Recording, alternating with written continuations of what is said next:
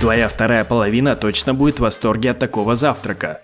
На 4 бутерброда понадобится 4 ломтика хлеба, 60-80 грамм лабне или творожного сыра, вытянутый черри 8 штук, пучок зеленого базилика.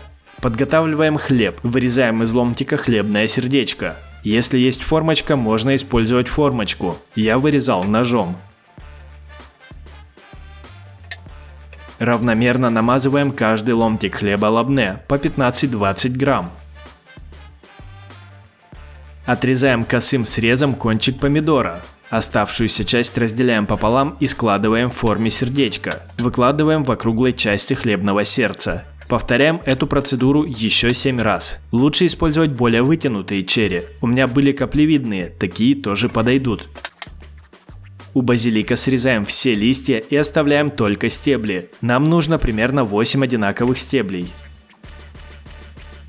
Выкладываем стебли в виде ножек черешни.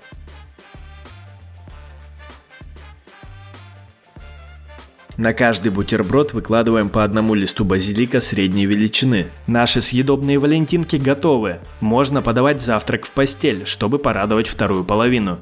Напиши в комментариях, как тебе такая идея для завтрака. Обязательно поставь лайк и подпишись на канал. И помни, если ты не готовишь над жерлом вулкана, то это не адская кухня.